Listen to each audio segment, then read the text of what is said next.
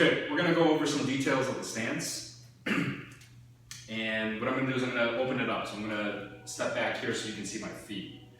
All right, heels together, toes slightly apart. So it just kind of looks like this, all right? And then hand position, basically my arms are just hanging naturally, fingers together, all right? When it comes to standing up straight, if I turn to the side here, looks okay, right? Looks like I'm straight.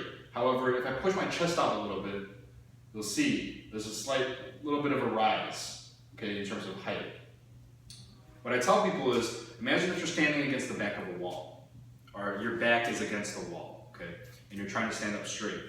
If you don't push the chest out, then you won't feel flat against the wall. You'll actually feel your shoulder blades against the wall. So you want this area right here, just below the neck, in between the shoulder blades, to be flat, all right? When I stand like that, chest slightly out, all right, actually naturally makes the chin go down, right? You'll kind of see people force the chin down. That's adding too much tension right there on the top of the spine, okay? So push the chest out for the chin to go downward, and then you'll feel it'll be flat right here in the small of the back, okay? So here I am, first stage. I open, I cross, wrist over wrist, okay? They're not touching, and you'll see, it's just crossing right in front of my body. I'm not actually lifting my arms up, okay? Why is that? Because then you start creating this tension in the shoulders, which is unnatural, all right? Feel the difference between the two when you try it yourself. All right, so I cross and then I flip. Now watch the flip. Look at my elbows right here. I flip, elbows aren't inside to my body.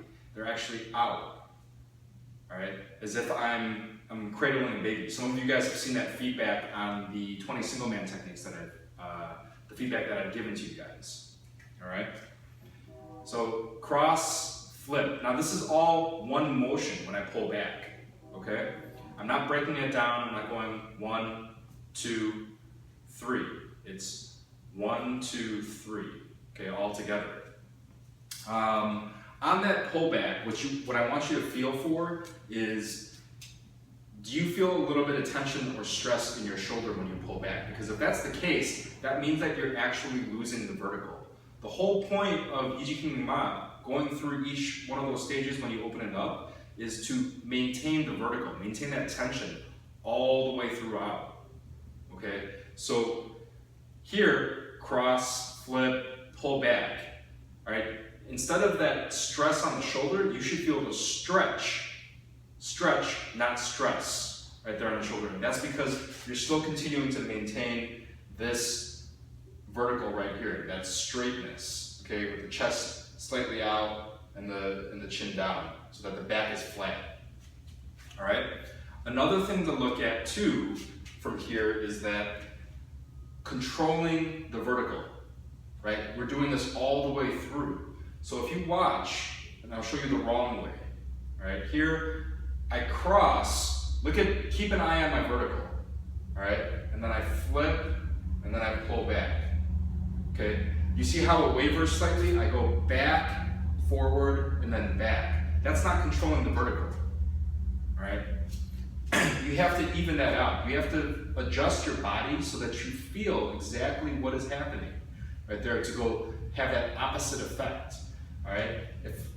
Knowing that this cross here gets me back onto my heel, I have to be able to hold and adjust, maintain that center. I flip, same thing. The flip makes my body go forward, so I have to adjust to balance it out by going back. And then pulling back allows, that makes my center of gravity actually waver backwards, so I have to pull forward, okay? And what I'm trying to explain is that it's more about intent, all right? Holding and controlling the vertical with that intent to balance out the hands, all right? Body balances out the hands, okay? Probably easier way for me to say that. Let's go to the next part right here. So I flip, roll back, and then I bend the knees to tuck the hips. A lot of times you'll hear in the breakdown of it, tuck the hips will lead to the bend of the knees. Actually the opposite, okay? Because what I'm trying to do is, now that I'm holding my vertical in this position here, to make it comfortable, I actually have to bend the knees in order to make sure that the vertical is still in place. When that happens, the hip tuck naturally occurs, right? You can feel the difference between the two ways. If you do the hip tuck first, then bend the knees, or bend the knees to tuck the hips. Okay, again, because you'll feel, if you just tuck the hips first, you'll feel this stress right here in the belly, right here at the bottom of the spine in the L4, L5 region. Okay, and then you'll feel tension more tension in the knees than necessary. So here, I'm vertical, and then I bend the knees to balance it out. Okay, and then I feel this natural hip tuck right here. And actually, I don't feel any sort of tension. Okay, but I feel it connect. All right, and then third stage. Now that you've bent the knees, you have to be wary of bouncing. Okay. See if you can, if you can notice this. I bend, and then I bounce up, and then open up the feet. Okay, that's wrong. You want to maintain that level as you move from the transition from the second to the third stage here. All right. So here I am, knees bent, and then open. Okay. From that point on, same thing. No bouncing. Don't bounce and then open up to the final fourth stage, okay? I'm here, I open up the feet, or open up the toes, and then I maintain the level in the knees, maintain the level in my head, my shoulders, all that stuff, no bouncing.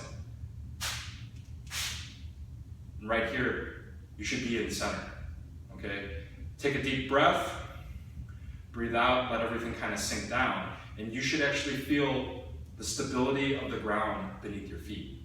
And you make the adjustments that you need to based on your knees, okay? Not anything else, because you're holding yourself vertical. The knees are what controls the vertical from here. But if you look at the side angle, all right, I use the knees to maintain that straightness. Okay, it's almost kind of like you're at an escalator right here. Okay, so think about those things as you go through and work on the stance, because the more awareness that you build about whether or not you're holding it in the center, the better off it's going to be, the more automatic it's going to become. Because if you break everything down into little details, then you get lost in that, and you overanalyze every single component, all right? But you want to base what you're doing off of feel. How does it feel? Does it feel comfortable? All right? But are you controlling yourself through every single stage of opening up the stance? All right? Hopefully that helps. Enjoy. If you have any questions, just post them in the comments. All right? Thanks.